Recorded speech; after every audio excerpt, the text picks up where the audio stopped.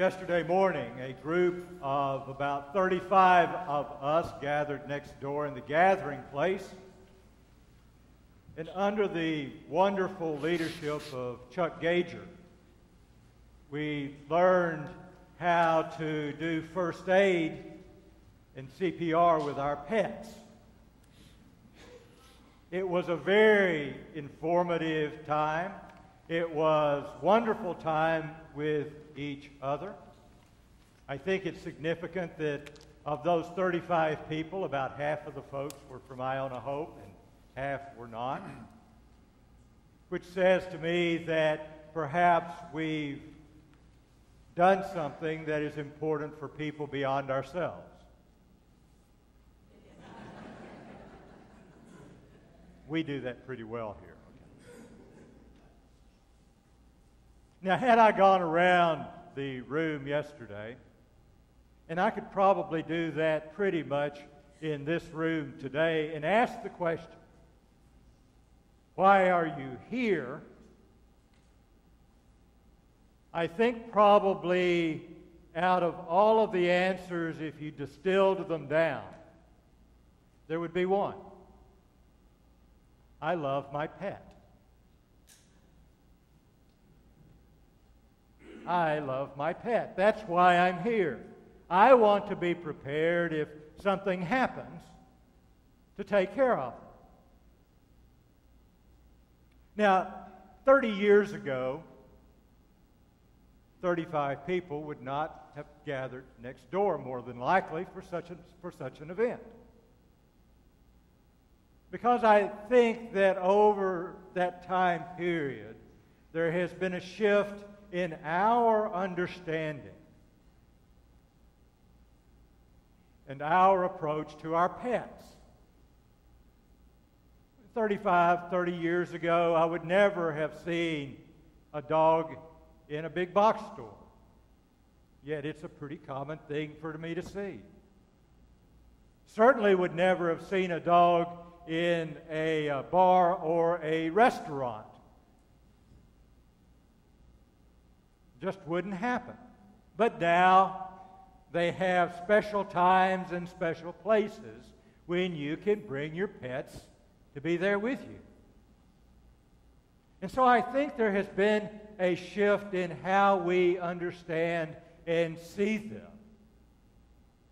And that one of the great shifts has been that we talk about how we love them, but we also talk about how we treat them.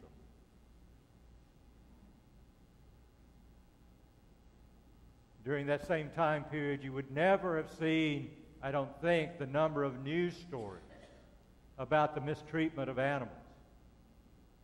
And we do so, I think, out of love. Yesterday afternoon, 50 people gathered in here to celebrate the life of one of our volunteers at the thrift store, and to grieve and to celebrate her resurrection with Christ. I suspect that in that gathering, had we asked people why they were here as well, their answer distilled down would have been the same thing. Because we cared about her, we appreciate her, and we love her.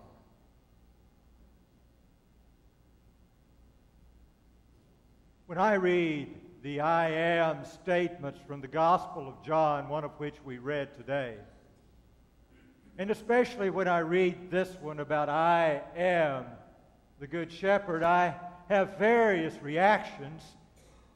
Many of them are to see Jesus in some lofty manner, somehow above us all, romanticize how he is, or was, or how I think he ought to be. But I must confess to you that when I read this I am the Good Shepherd this year, I am most aware of the fact that I have no idea what a shepherd is. Now, I've read about them, and I know what tradition says, but I've never sat down with a beer with a shepherd.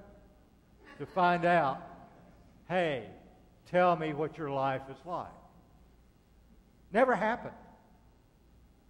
I've never lived in a place where people had large flocks of sheep that needed tending. I did see Babe.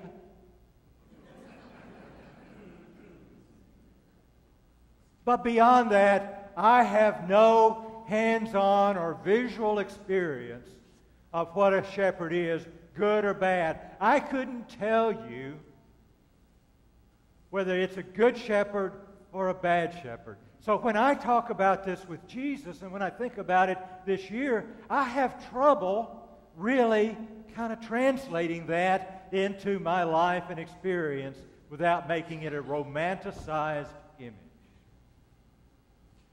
I mean, that's kind of how I would like Jesus to be as a good shepherd, the one who's holding the little lamb, kind of in profile. Yeah. That's how I would like to see him. But I somehow don't think that's how he is and what it means. So part of what I do then is I begin to think, how do I need Jesus to be a good shepherd? And I began to think of these functions that I would like for him to undertake, and if he does those, he would be a good shepherd. If you could just get so-and-so to do such and such, you would be a good shepherd. If you would take some burdens off of my shoulders, you would be a good shepherd. If you could make this world function the way I think it needs to be functioning, you would be a good shepherd.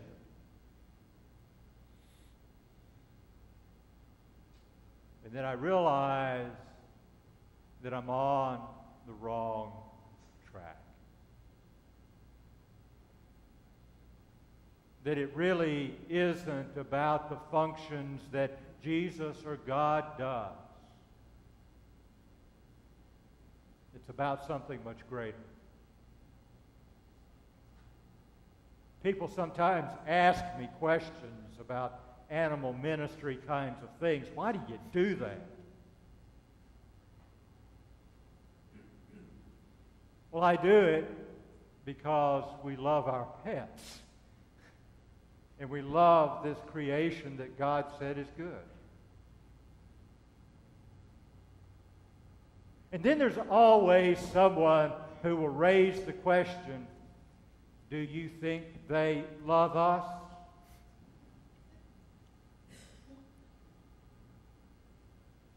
I think they do. But I think that's the wrong question. I think the question that we should be asking that points us in the direction, whether it be about our pets or about other people, is the very same question, and it is, does God love them?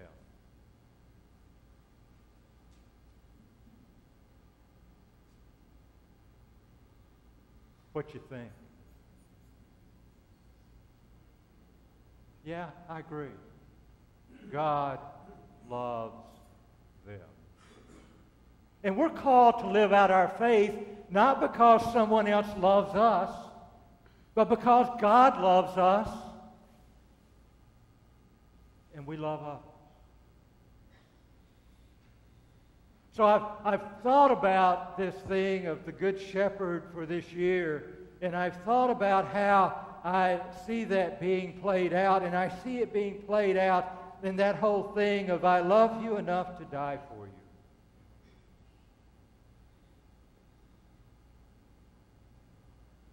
So what's a good shepherd to me? God loves him. But I've got another thing about that I want to ask God for as a good shepherd. And that is, I want God to love everyone I love more than I love them.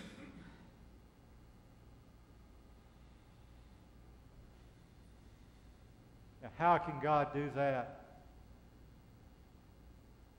God can do that if I'm a good shepherd and can be the one through whom God loves them.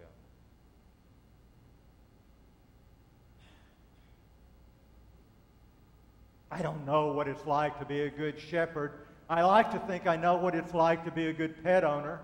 My cat will tell you no one owns her, which may mean I'm a good pet owner. I know that I care deeply for them. I know I care deeply for you, and that I care for a lot of people. And I want to know that God loves us all like that. And I've got to admit something. I don't think I can be a good enough good shepherd because I think that I put too many constraints on God. I think to be a good shepherd, God loves the people I don't want to love too.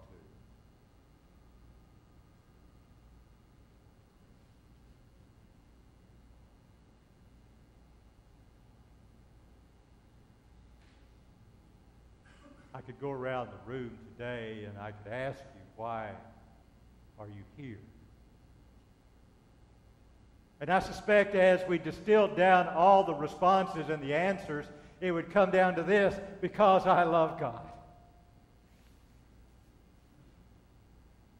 And you may do that because of some ethereal sort of way, or it may be because you say, I love the people around me in this place, and I love God through them.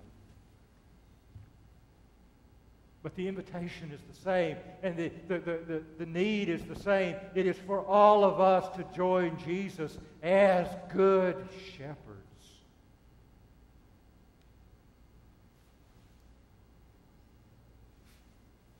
Loving each other. And letting God love others through us.